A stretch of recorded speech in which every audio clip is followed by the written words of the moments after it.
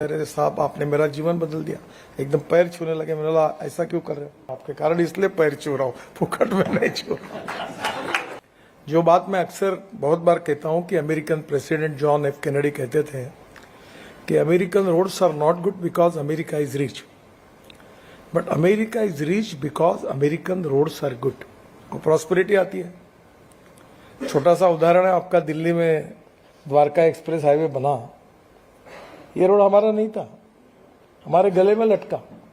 UR2 DDA का था, हमारे गले में लटका।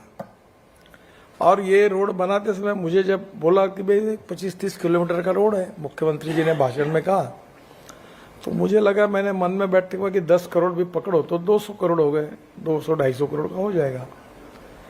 और जब वो रोड का पहला प्लानिंग आया तो 3-4 हजार करोड़ का। तो मैंने पूछा, मलिक साहब थे हमारे सेक्रेटरी, मैंने साहब इसका PCOs कितना है? तो जब उन्होंने कहा कि ये तो 1.5 लाख PCOs जाएगा, बोला आपने प्लानिंग किसके लिए किया है? मैं बोला हमने तो 30-40 हजार का किया। बोला ऐसे कैसे होगा? अगर ये रोड बनने के बाद फिर कंजेशन होगा तो ये बनाने से मतलब क्या है? आप इंटरनेशनल कंसल्टेंट को अपॉइंट करो और मैक्सिमम कैपेसिटी क्या हो सकती है। अब रोड अच्छा बना तो द्वारका एक्सप्रेस हाईवे के आजू बाजू में और UR2 में भी शुरू हो गया पानीपत तक। अब दोनों, अभी केवल द्वारका एक्सप्रेस हाईवे में जो रियल इस्टेट वाले थे वो कम से कम डेवलपमेंट 5 से 7 लाख करोड़ की रियल इस्टेट की डेवलपमेंट हुई।